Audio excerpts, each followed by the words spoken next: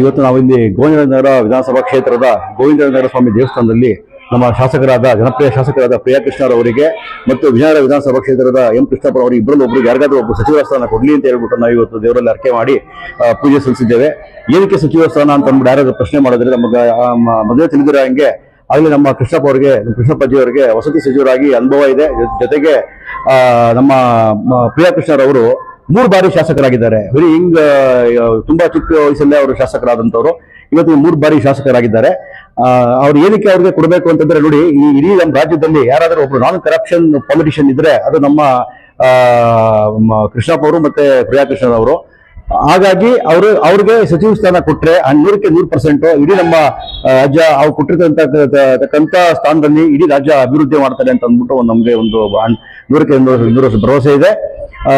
ಜೊತೆಗೆ ಇವತ್ತು ನಾವು ಗೋವಿಂದನಗರ ಸ್ವಾಮಿ ದೇವಸ್ಥಾನದ ಕ್ಷೇತ್ರದ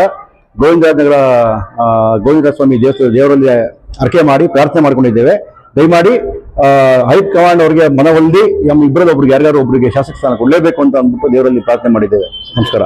ನಮ್ಮ ಗೋವಿಂದರಾಜನಗರ ವಿಧಾನಸಭಾ ಕ್ಷೇತ್ರದ ಗೋವಿಂದರಾಜ ಸ್ವಾಮಿ ದೇವಾಲಯದಲ್ಲಿ ನಮ್ಮ ಅಪಾರ ಮುಖಂಡರು, ಕಾರ್ಯಕರ್ತರು ಹಾಗೂ ಯುವ ಮಿತ್ರರು ಎಲ್ಲರೂ ಇವತ್ತೇನು ವಿಶೇಷ ಪೂಜೆ ನೆರವೇರಿಸ್ತಾ ಇದ್ದಾರೆ.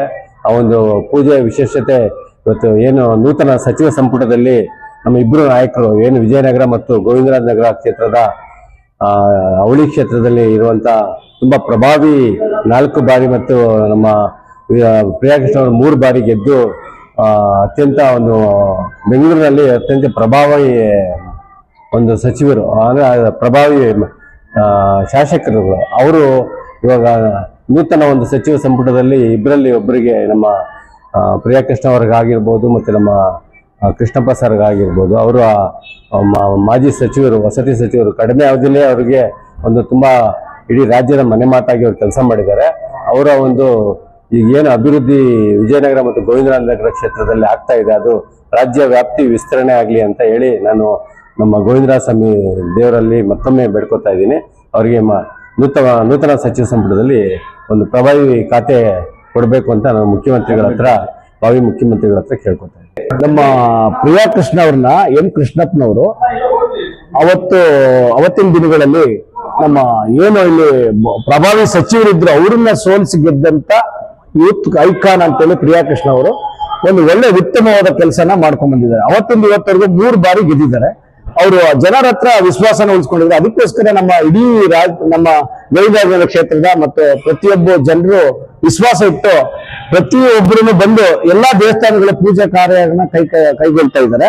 ಯಾಕೆ ಅಂತಂದ್ರೆ ಅವ್ರು ಒಳ್ಳೆ ಮನಸ್ಸು ಇರೋದ್ರಿಂದ, ಪ್ರಿಯಾ ಕೃಷ್ಣ ಮತ್ತೆ ಕೃಷ್ಣಪ್ಪನವರು ಒಳ್ಳೆ ಮನಸ್ಸುಳ್ಳವರಾದ್ರಿಂದ, ಮತ್ತೆ ಅವ್ರು ಯಾವುದೇ ತರ ಕರಪ್ಟ್ ಇಲ್ಲದೆ ಮತ್ತೆ ಅವ್ರು ತಗೊಳ್ಳೋ ಸಂಬಳನೂ ಕೂಡ ಜನರಿಗೆ ದಾನ ಮಾಡೋದ್ರಿಂದ ಅವ್ರು ಇಡೀ ರಾಜ್ಯದ ಜನ ಒಳ್ಳೆದನ್ನು ಬಯಸ್ತಾರೆ ಅನ್ನೋ ಉದ್ದೇಶದಿಂದ ಮತ್ತೆ ಈ ಒಂದು ಕ್ಯಾಬಿನೆಟ್ ಅಲ್ಲಿ ಅವ್ರಿಗೆ ಏನಾದ್ರು ಕೊಟ್ಟರೆ ಒಳ್ಳೆ ವಾತಾವರಣ ಇರುತ್ತೆ. ಮತ್ತೆ ಆ ಜನರ ವಿಶ್ವಾಸಕ್ಕೆ ಅರ್ಹರಾಗಿರುವಂತ ಪ್ರಿಯಾ ಕೃಷ್ಣ ಮತ್ತೆ ಕೃಷ್ಣಪ್ಪನವ್ರಿಗೆ ಏನು ಕ್ಯಾಬಿನೆಟ್ ಮಂತ್ರಿ ಸ್ಥಾನವನ್ನು ಕೊಡ್ತಾರೆ, ಆ ಕ್ಯಾಬಿನೆಟ್ಗೂ ಕೂಡ ಆ ಸರ್ಕಾರಕ್ಕೂ ಕೂಡ ಒಂದು ಒಳ್ಳೆ ಉತ್ತಮವಾದ ಕೆಲಸ ಮಾಡ್ಲಿಕ್ಕೆ ಅವಕಾಶ ಇದೆ. ಅದರಿಂದ ಪ್ರಿಯಾ ಕೃಷ್ಣಪ್ಪನವ್ರು ಇಬ್ಬರಲ್ಲಿ ಒಬ್ಬರನ್ನ ಯಾರಾದ್ರೂ ಕೂಡ ಅವ್ರಿಗೆ ಮಂತ್ರಿಗಿರಿ ಕೊಡ್ಬೇಕು.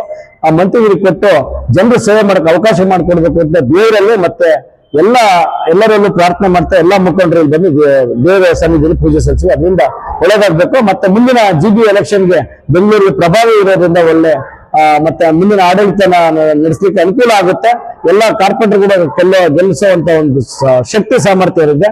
ಮತ್ತೆ ಹೈಕಮಾಂಡ್ಗೆ ಮತ್ತೆ ಈಗಿನ ನೂತನ ಮುಖ್ಯಮಂತ್ರಿ ಆದಂತಹ DK ಶಿವಕುಮಾರ್ ಅವರಲ್ಲಿ ಪ್ರತಿ ನಮ್ಮ ಎಲ್ಲ ಕಾರ್ಯಕರ್ತರು ಎಲ್ಲ ಸೇರಿ ಬೇಡ್ಕೊತಾ ಇದ್ದೀವಿ. ಒಳ್ಳೆದಾಗ್ಲಿ ಅಂತ ಬಯಸ್ತೀವಿ.